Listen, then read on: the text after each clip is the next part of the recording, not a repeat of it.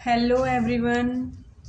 आज हम डिस्कस करेंगे अपने HPSC PGT फिजिक्स के सब्जेक्टिव पेपर के लिए एक और इम्पोर्टेंट क्वेश्चन। ये क्वेश्चन इस क्वेश्चन का यूज हर जगह होगा कि टाइम इंडिपेंडेंट वेव इक्वेशन क्या है श्रोडिंगर की, और टाइम डिपेंडेंट वेव इक्वेशन क्या है। तो पहले मैंने इसी क्वेश्चन को सेपरेट कर दिया कि हम अच्छे से याद कर लें कि टाइम डिपेंडेंट और टाइम इंडिपेंडेंट वेव इक्वेशन क्या है। तो पहले थोड़ा थोड़ा डिस्कस करेंगे, फिर बाद में बताएंगे कि ये क्या है। तो पहले हम टाइम डिपेंडेंट वेव इक्वेशन के बारे में डिस्कस कर लेते हैं।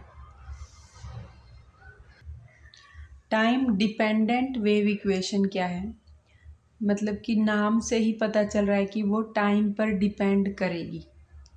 Consider a particle of mass m moving in positive x direction।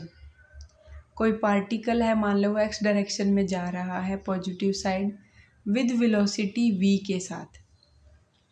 According to de Broglie hypothesis, every moving particle has a wave associated with it। अगर कोई पार्टिकल मूव करता है तो उसके साथ वेव एसोसिएट होगी, which is called matter wave, whose wavelength is given by lambda is equal to h by mv।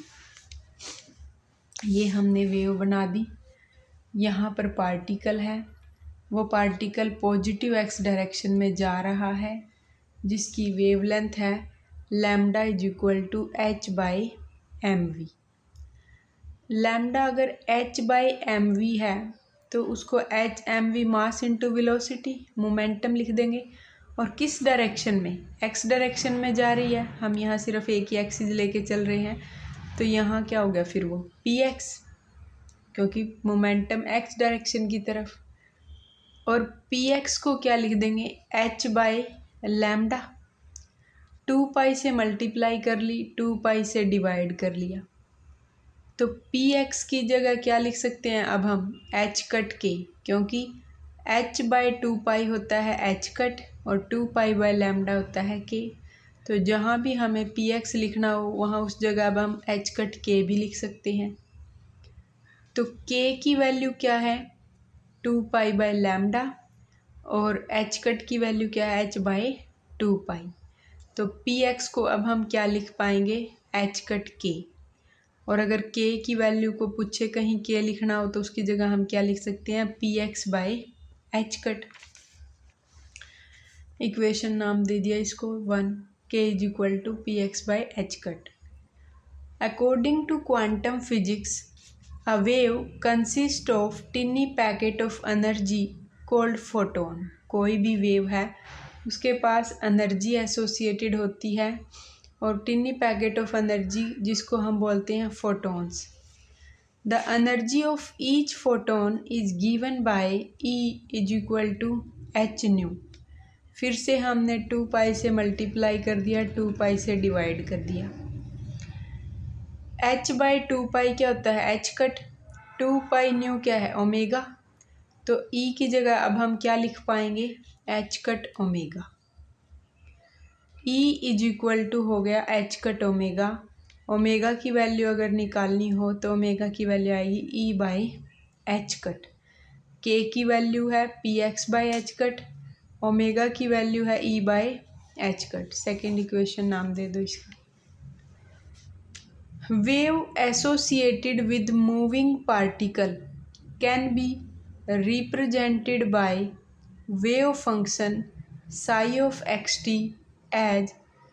जो एक वेव फंक्शन होता है, कोई भी वेव जो मूव कर रही है उसके साथ, उसको कैसे दिया जा सकता है, psi of x t is equal to A e की power minus iota omega t minus k x.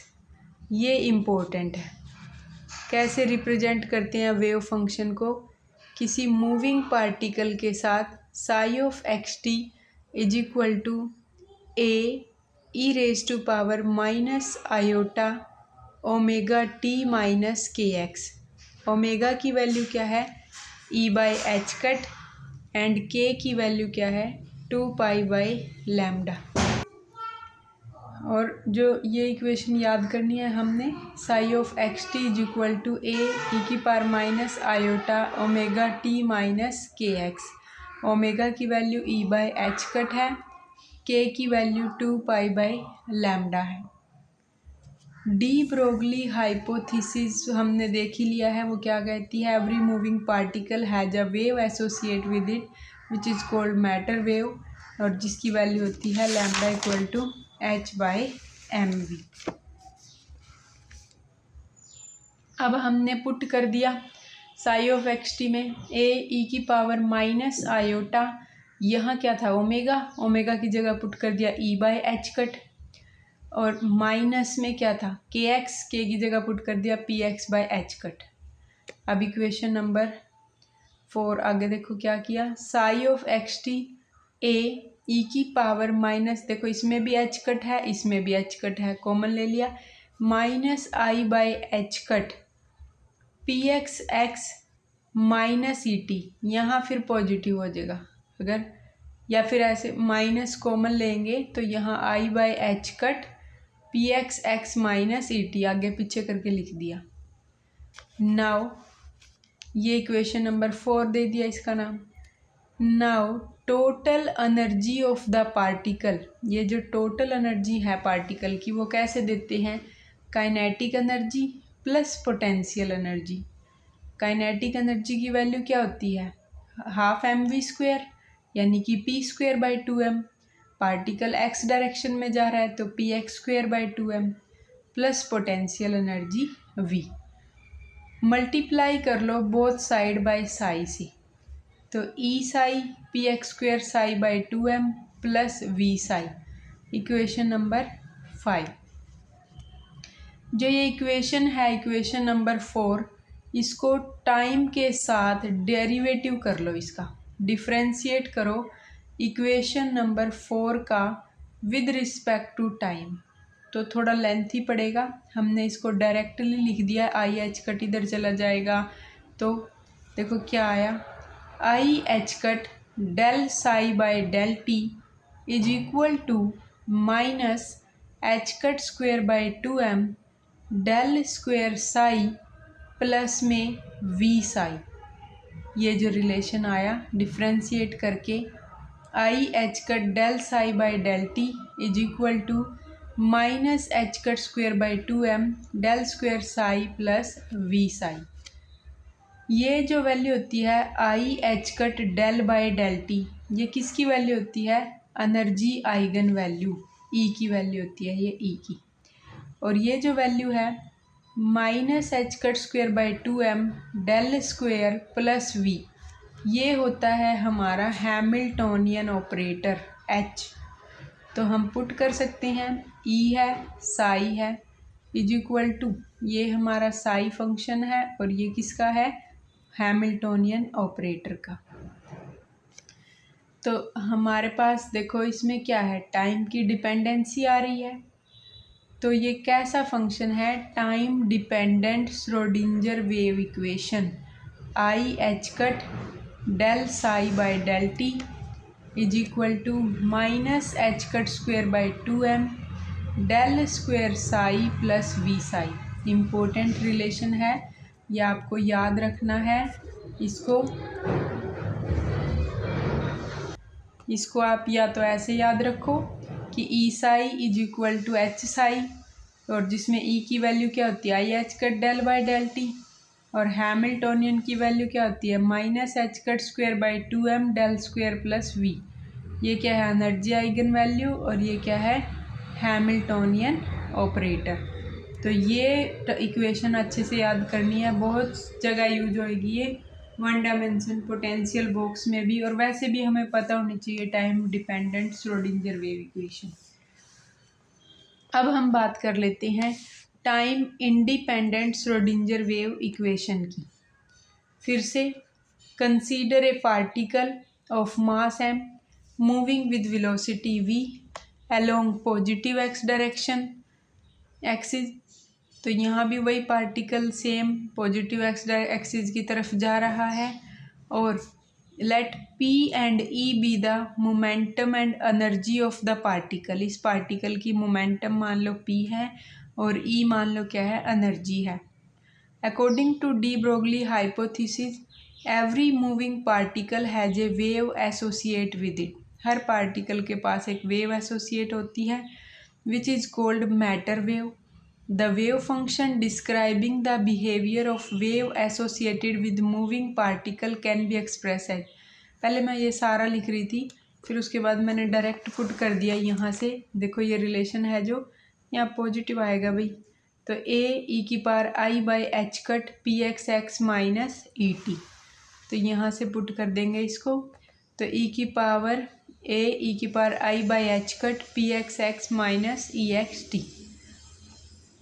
पीछे वाले रिलेशन से, क्योंकि टाइम डिपेंडेंट का इसमें यूज होगा, तो टाइम डिपेंडेंट रिलेशन क्या है, i/h del psi by del t is equal to minus h²/2m del square psi plus v psi. जब हम इस इक्वेशन, और हमें क्या पता है कि ये जो रिलेशन है i/h del psi by del t वो किसके इक्वल है, ई साई के। अब हम इस केस में देखते हैं कि ये पोटेंशियल एनर्जी जो है, ये वाला फंक्शन v वाला फंक्शन लेट कर लेते हैं कि potential energy v of particle depend only on position x and does not depend on time. ये पोटेंशियल जो है वो सिर्फ पोजीशन का फंक्शन है, टाइम का फंक्शन नहीं है, क्योंकि हम क्या कर रहे हैं, टाइम इंडिपेंडेंट इक्वेशन निकाल रहे हैं। तो ये पोटेंशियल हमने क्या लिया, लेट कर लिया कि ये पोजीशन का फंक्शन है, टाइम का नहीं है। तो wave function psi of x t can be written as, जो वेव फंक्शन है वो कैसे लिया जाएगा, psi of x u of t, या फिर साई एंड यू। एक मतलब पोजीशन पर डिपेंड है, एक पोर्शन टाइम पर डिपेंडेंट है।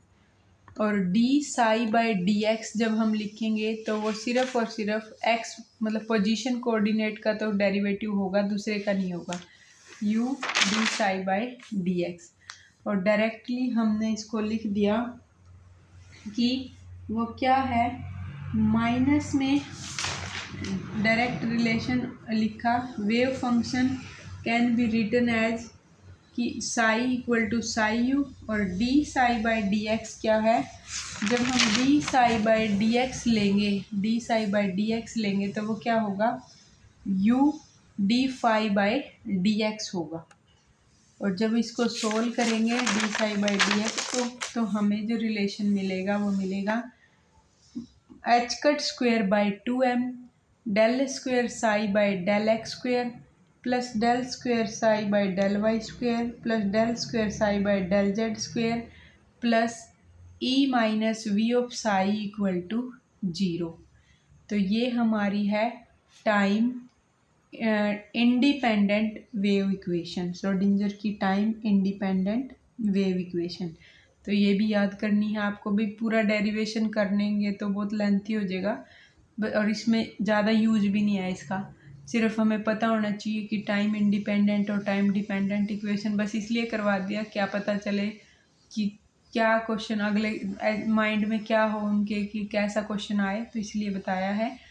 तो h²/2m del square psi plus E minus v of psi equal to 0 हमारे पास क्या है, टाइम डिपेंडेंट वेव इक्वेशन है। तो ये है हमारी Schrodinger time independent wave equation. 1 dimension में है तो x लिख देंगे, h²/2m d2 psi by d x square plus E minus v psi equal to 0। और h² अगर 3 डायमेंशन में है तो इसको ऐसे लिख दिया, del square psi plus E minus v psi equal to 0। ये 3 डायमेंशन में हो जाएगा। और दूसरी हमने देख ही ली थी, टाइम डिपेंडेंट थी जो, वो i/h del psi by del t equal to minus h²/2m del square psi plus v psi, या फिर इसको ऐसे लिखो E psi equal to H psi, E है i/h del by del t और h है minus h²/2m del square plus में v। तो ये हमारा टाइम डिपेंडेंट और टाइम इंडिपेंडेंट दोनों पोर्शन कंप्लीट हो गए। इससे आगे हम नेक्स्ट वीडियो में करेंगे। Thank you.